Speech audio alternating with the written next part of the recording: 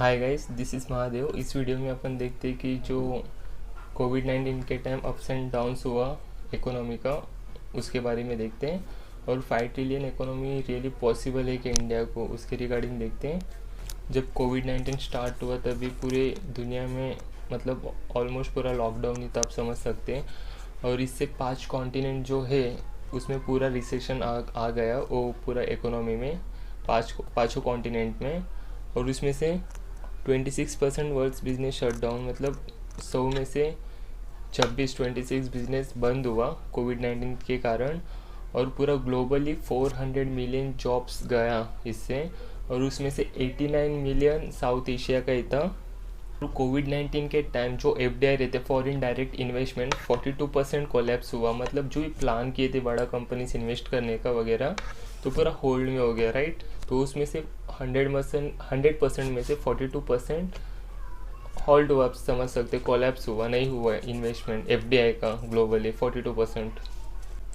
और पूरा world bank और बाकी जो भी इंस्टीट्यूशंस है देख रहे कि 2021 में बिल्ड बैक कर सकते हैं, बाउंस बैक, लेट्स सी।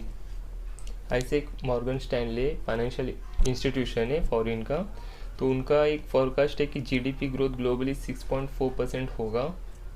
और जो आईएमएफ है, इंटरनेशनल मॉनेटरी फंड, उनका एक फोरकास्ट है कि 5.4% से ग्रोथ होगा ग्लोबल इकोनॉमी जीडीपी। उनका एक फोरकास्ट है 2021 में। और 11% क्यों बताया गया, उसका रीज़न भी वो लोग बताए हैं। 5 पॉसिबल पॉइंट्स है, वो क्या है देखते हैं अपन। जो भी कंपनीज है चाइना में, उसको अट्रैक्ट करना, जो भी कंपनीज निकल रहे चाइना से, तो उसको अट्रैक्ट करके जो वो बिज़नेस सब इंडिया में लेके आना। उसमें से मेन जापान का है। जापान का 40% कंपनीज है ना शिफ्ट करने का प्लान में चाइना से, तो चाइना से हो गया तो मोस्ट प्रोबेबली इंडिया आ सकते हैं। और उनको एक थ्रेट भी, एक टेक्नोलॉजी और एक दूसरा उधर जो भी लॉज है बहुत स्ट्रिक्ट है। टेक्नोलॉजी थेफ्ट मतलब जो भी आप ब्रांड टेक्नोलॉजी निकालते, इंट्रोड्यूस करते, उसको कॉपी कर देते हो, पेटेंट नाम की चीज़ है ही नहीं उनको। और जापान कंपनीज 40% कंपनीज जो मूव होगा चाइना से, उनमें से कैनन है, टोयोटा है, KDDI है, NEC, Kobe Steel and Mitsubishi Heavy Industry. इसके अलावा जो सेकेंड पॉइंट है, यूएई रिसेंटली स्पेस इंडस्ट्री होते हैं उसमें स्टेप इन कर रहा है, तो उसमें इसरो का मदद लेगा तो मॉनेटरी फंड आएगा ही, मतलब समथिंग और दी अदर इंडिया को बेनिफिट होगा इससे।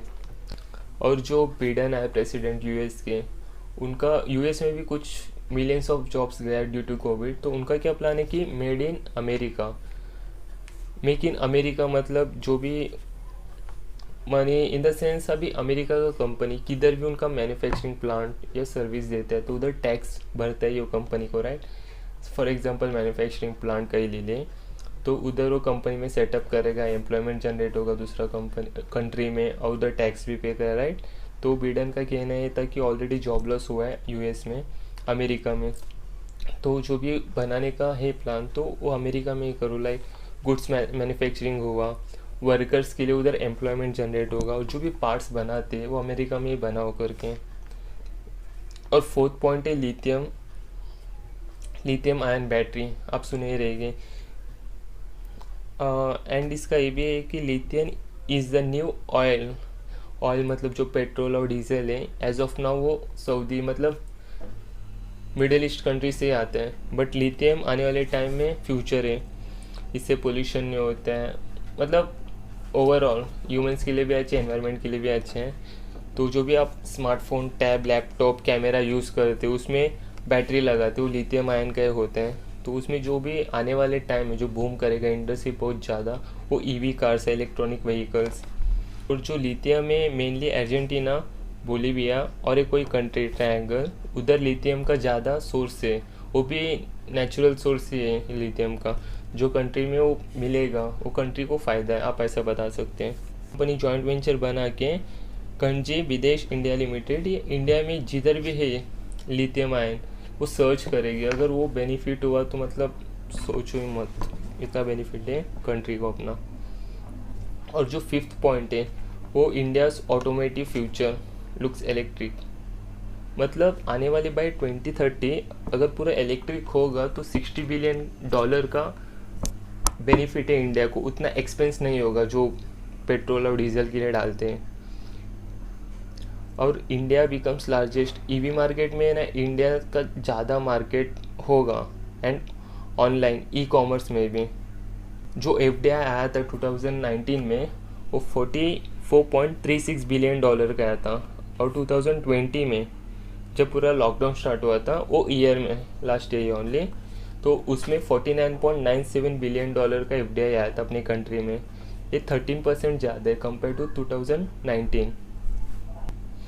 और ड्यूरिंग पैंडेमिक जो एफडीआई आया सबसे ज़्यादा, वो 2 कंट्री थे, एक इंडिया था, उसके बाद चाइना था। तो होप आपको ये वीडियो पसंद आया रहेगा, आई कैन एक्सपेक्ट दैट। अगर वीडियो अच्छा तो लाइक कीजिए, अच्छा नहीं लगा तो आप डिसलाइक कर सकते हैं। Thanks for watching.